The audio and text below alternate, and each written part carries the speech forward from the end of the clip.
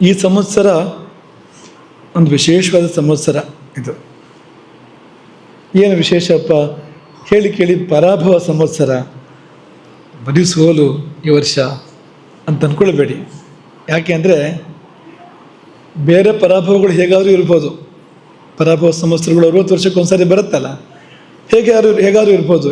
ಈ ಸಂವತ್ಸರ ಹಾಗಲ್ಲ ಅಂತ.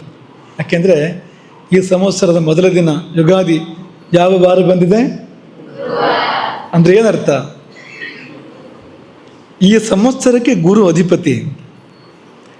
ಸಂವತ್ಸರದ ಮೊದಲ ದಿನ ಯಾರ ವಾರವೋ ಅವನು ಆ ಇಡೀ ಸಂವತ್ಸರಕ್ಕೆ ಅಧಿಪತಿ ಅಂತ ಲೆಕ್ಕ. ಯಾರು ಅಧಿಪತಿಯೋ ಅಂಥದ್ದಾಗ್ತದೆ ಆ ಸಂವತ್ಸರ ಅಂತ, ಅಂಥ ಫಲಗಳು ಬರ್ತವೆ ಅಂತ. ಉದಾಹರಣೆಗೆ ಶನಿ ಸಂವತ್ಸರದ ಅಧಿಪತಿ ಆದರೆ, ಕುಜ ಸಂವತ್ಸರದ ಅಧಿಪತಿ ಆದರೆ ಪಾಪಗ್ರಹಗಳಲ್ವಾ, ಆ ಇಡೀ ವರ್ಷ ಉತ್ಪಾತಗಳು, ಇಡೀ ವರ್ಷ ಕ್ಷೋಭೆಗಳು, ಇಡೀ ವರ್ಷ ಅನೇಕ ಆಗಬಾರದ ಸಂಗತಿಗಳು ಆಗಿಬಿಡ್ತವೆ ಅಂತ, ಅದರ ಬಗ್ಗೆ ಮಹತ್ವ ಬರ್ತದೆ.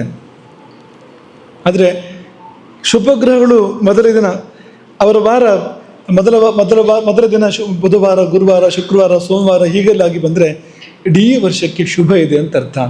ಆ ಸಂವತ್ಸರವನ್ನು ಆ ಶುಭಗ್ರಹ ಆಳ್ತಾನೆ ಅಂತ ಅರ್ಥ. ಅದರಲ್ಲಿ ಕೂಡ ಗುರು ಅಂದರೆ ಪರಮಶುಭ ಅಲ್ವಾ. ಈಗ ಸೋಮ, ಮಂಗಲ, ಬುಧ, ಶುಕ್ರ ಇವರೆಲ್ಲ ಶುಭಗ್ರಹಗಳೇ ಹೌದಾದರೂ ಕೂಡ ಪರಮಶುಭ ಯಾರು ಅಂದರೆ ನೀವೆಲ್ಲ ಚೆನ್ನಾಗಿ ಬಲ್ರಿ ಅದನ್ನು. ಗುರು ಪರಮಶುಭ. ಗುರುವಿನಲ್ಲಿ ಕಿಂಚಿತ್ತಾದರೂ ಕೂಡ ಅಶುಭ ಇಲ್ಲ. ಅಶುಭ ಏನು, ಕಡಿಮೆ ಶುಭ ಅನ್ನುವಂಥದ್ದು ಕೂಡ ಇಲ್ಲ ಅಂತ. ಅಲ್ಲೆಲ್ಲ ಅತಿಶಯ ಶುಭವೇ ಇರ್ತಕ್ಕಂಥದ್ದು.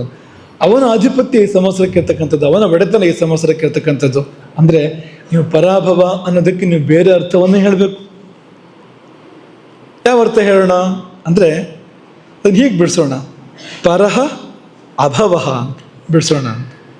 ಭವ ಅಂದರೆ ಸಂಸಾರ, ಅಭವ ಅಂದರೆ ಮೋಕ್ಷ, ಮುಕ್ತಿ. ಅದು ಉತ್ತಮೋತ್ತಮವಾಗಿರುವಂಥದ್ದು. ಪರಶಬ್ದ ಯಾತಕ್ಕಿದೆ? ಸರ್ವೋನ್ನತವಾಗಿರ್ತಕ್ಕಂಥದ್ದು ಅಂತ. ಹಾಗಾಗಿ ಸರ್ವೋನ್ನತವಾದ ಮುಕ್ತಿಗೆ ಅನುಕೂಲವಾಗಿರುವಂಥ ಸಂವತ್ಸರ, ಸರ್ವೋನ್ನತವಾದ ಮುಕ್ತಿ ಕೊಡ್ತಕ್ಕಂಥ ಗುರುವಿನ ಅಧಿಪತಿ ಇರತಕ್ಕಂಥ ಸಂವತ್ಸರ. ಒಂದೊಂದು ಗ್ರಹಗಳು ನಮಗೆ ಮುಂದೆ ಯಾವ ಗತಿಯನ್ನು ಕೊಡ್ತವೆ ಎನ್ನುವಾಗ,